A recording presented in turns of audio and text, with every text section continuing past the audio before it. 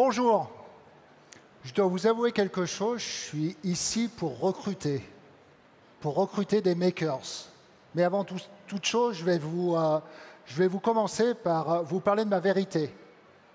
Ma vérité, elle est liée à mon expérience.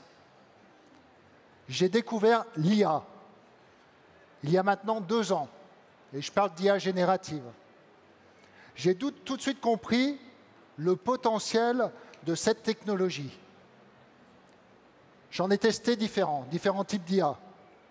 Et j'ai eu une conviction, c'est qu'elle allait révolutionner mon entreprise. Pour ceux qui ne connaissent pas mon entreprise, c'est l'entreprise Clogère, une entreprise spécialisée en froid industriel et traitement d'air. Nous sommes plus de 3000 collaborateurs et collaboratrices à travers la planète. Cet été, je me suis fixé un défi, je me suis lancé un défi. J'ai voulu continuer mes tests et j'ai voulu apprendre la programmation avec l'IA. Pourquoi? Déjà, mon objectif était de comprendre l'IA de l'intérieur. Mais surtout, parce que pour moi, un dirigeant qui parle d'IA sans l'avoir pratiqué, ce n'est pas la bonne direction. Donc j'ai passé quelques semaines et je retrouve mes équipes d'informaticiens, et je leur montre le résultat. Et là, dans la salle, un grand silence. J'ai vu plusieurs expressions sur leur visage. Ça a commencé par la surprise. Et ensuite, j'avoue, un peu d'inquiétude. Mais ce qui s'est passé ensuite, je ne l'avais pas prévu. Toutes les équipes me regardent et elles me disent « Tu es arrivé à 80% de notre niveau technique. En quelques semaines, il te manque juste 15 ans d'expérience métier. »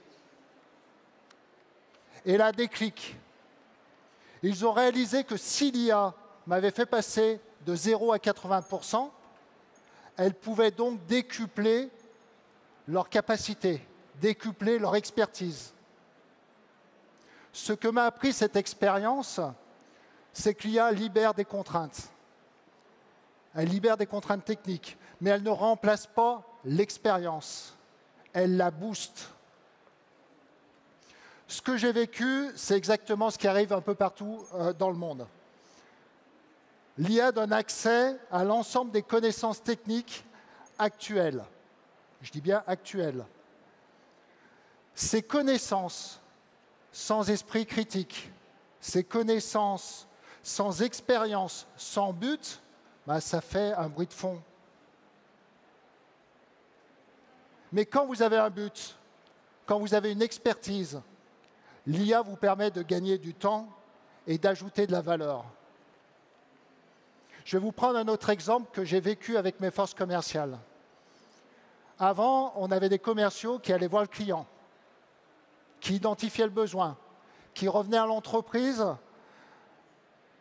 pour faire la conception de l'installation, qui repartaient chez le client et présentaient l'offre technique et commerciale. Ensuite, qui revenaient à l'entreprise pour apporter les modifications suggérées par le client. Et ça, c'était un cycle. Et ça continuait. Et une proposition prenait parfois plusieurs semaines, voire plusieurs mois. Aujourd'hui, avec nos outils IA, des outils développés spécifiquement par eux, pour eux, ils se libèrent du temps pour passer plus de temps avec les clients, avec chaque client et leur apporter de la valeur. Imaginez maintenant un commercial qui se retrouve face à un client et qui est capable de lui faire une solution technique en instantané, en direct. Alors permettez-moi de vous révéler ce que nous avons appris avec ces expérimentations. Ce n'est pas l'IA qui négocie. Non, je n'ai pas vu encore. Ce n'est pas l'IA qui rassure.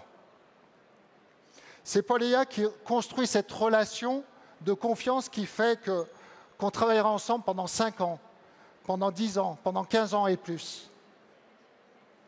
L'IA transforme C'est vrai. Mais la vraie transformation, c'est qu'elle libère l'humain pour qu'il fasse ce que lui seul sait faire, être humain. Et quelle méthode avons-nous adoptée pour atteindre ce résultat? D'abord, on s'est fixé une vision. Cette vision, c'était gagner du temps pour apporter plus de valeur en interne comme en externe. Ensuite, on s'est fixé une méthode, la méthode des 10, 20, 50. 10% de gain de temps en utilisant des outils standards, 20% en customisant les outils d'IA pour notre métier et 50% en refondant complètement les processus de l'entreprise. Mais ce qui est important, c'est surtout les hommes et les femmes de l'entreprise. Et qu'est-ce qu'on a fait? On a créé une communauté d'ambassadeurs, les makers. En un an, nous avons formé 300 makers. 300. Des techniciens de terrain, des assistants, des managers, tous créateurs d'outils utiles pour l'ensemble de la société et des clients. Dans cette communauté, il n'y a pas de hiérarchie. Moi-même, je suis makers et je contribue. Au même niveau qu'un technicien de 25 ans qui développe un outil génial pour optimiser ses interventions. Ces équipes de makers ont la capacité de développer des outils spécifiques adaptés à leurs besoins et en un temps record. Alors l'informaticien va-t-il disparaître? Eh bien non. Il devient ce qu'il a toujours rêvé d'être, un expert qui partage ses expériences avec une équipe de makers. Soyez tous makers. Venez nous rejoindre.